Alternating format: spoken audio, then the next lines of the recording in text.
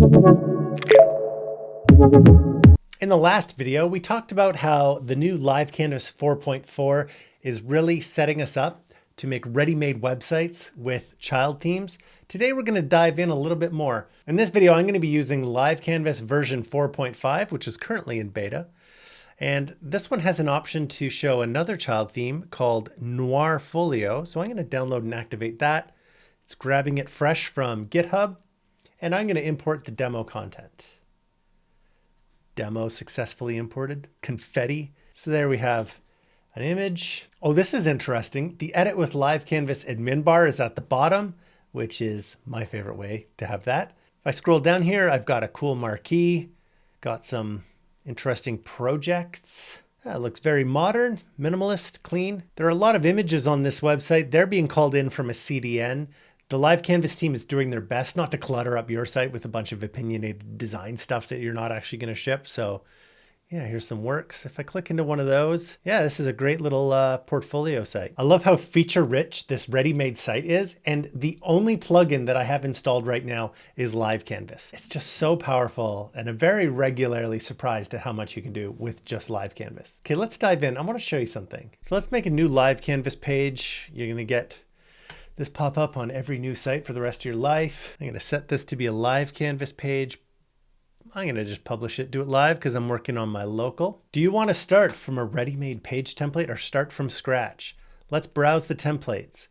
And these are all established through the child theme. Let me show you what I mean. Looking at my Finder, this is just like Windows Explorer. If I go into the child theme, you can see there's this new LiveCanvas folder, and within that there's pages. And we were seeing these three: about portfolio, the wireframe split, and wireframe. And you can actually go through these tabs up here to see different ones for contact, home, projects, services. They've done so much work for us. And I just love that it's like organized in these folders.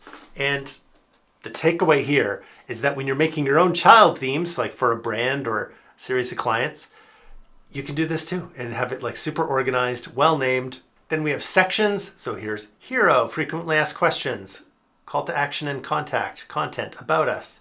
Then we have blocks, which are things that might go into sections or into, if you create an empty grid. So let's create one of these pages. So I am going to browse templates, and here I'm seeing those page starters that are within the theme under LiveCanvas/pages. And I'm going to start with this one. And here's some of that modern stuff. So if I wanted a local image, I could switch that. I could change this text. If I wanted light logos, I could just click an image, change it right here. But right now I'm going to hit add section, and I'm going to click child theme sections. And within there, that's the LiveCanvas/sections content. So I could click one of these, go into there, and right now I'm going to use one of the blocks that are within the child theme. So I'm going to click the block context menu, replace block. I'm going to collapse basic there and go to your custom blocks. And there are ones that are in the block archive in the back end of WordPress, but here are the ones that are built into the theme. So I'm going to go to my custom button. And now I can click that. I could change its text. I can change the link. I'll just show you why we're doing this at all. You want to just build something really well once and then recycle that across your site. That enforces consistency and excellence. And so you can see that you wouldn't want to be getting this SVG code every single time that you're going to make a link. So that's why it's so handy to have it as a block. It's just one of the fundamental reasons why LiveCanvas is so awesome. Now, just for kicks, I'm going to change the icon here. I'm just going to get the opposite arrow and I'm going to go into the code and just make that come first. Okay, now I've just made a fundamentally different button that I might want to use, like maybe previous and next and stuff like that. So I'm going to close this. Now check this out. From the block menu, I'm going to click Save to Library, and I'm going to create this as a new block. So I'm going to call this like the Prev button. Save snippet, added to library. Now I want to show you where that went. I'm going to save my page, hit exit. Let's go back to the back end. Now under the LiveCanvas menu, I can go to blocks. And here I can see my new button that I just created.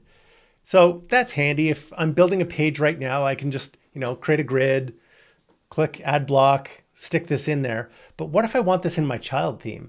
Well, I could just download this HTML, and move it there. And so now here in Finder, I have one folder with my downloads. There's the button I just downloaded. If I open that in my code editor, you'll just see it's like really clean HTML. So now I just dragged it here into LiveCanvas/blocks/buttons. And maybe I'll just rename this one too, just to be consistent. And now just to demonstrate that it's in there, I'll click add a block after. And now within my custom blocks, I have two previous buttons. I have one in my theme and one in the database as well. So to be really tidy, I should go back here to blocks. I just deleted the one that we originally made there from within the editor. And now it should be totally gone. And I'll have a really consistent and clear way that my editors would be able to add this button. That's an amazing feature. I want to show you why you might keep some of your partials in the database instead of the theme.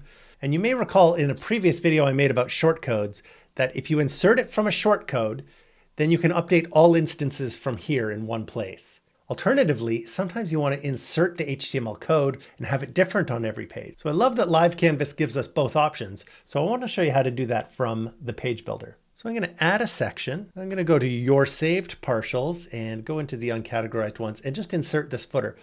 But before I do that, check out this option down here. I can insert an HTML clone and that'll give me editable code, or I can insert a reference to the original, which will put in a shortcode. So I'm going to do that one.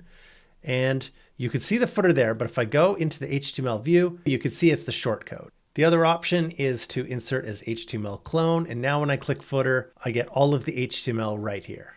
You can find more information about how to optimize your child themes on docs.livecanvas.com. LiveCanvas has always been awesome. Picostrap has always been awesome. And it's great that they've given us a way to do child themes. But now the way child themes can have their own sections, blocks, and pages really sets us up to be able to create our own ready-made site boilerplates just in the child theme. This is so powerful for our own projects. But of course, when you have a parent theme that is developed by another team, like the open source Picostrap on GitHub, it's like you always have this team working on your parent theme, keeping it optimal and secure. And so you get to rely on that excellent code and keep customizing with your own sections, blocks, and pages. It's the best of both worlds, and it's the only way I'm going to build WordPress sites from now on. For more LiveCanvas and Picostrap tips and tricks, be sure to get subscribed and join our Discord. Until next time.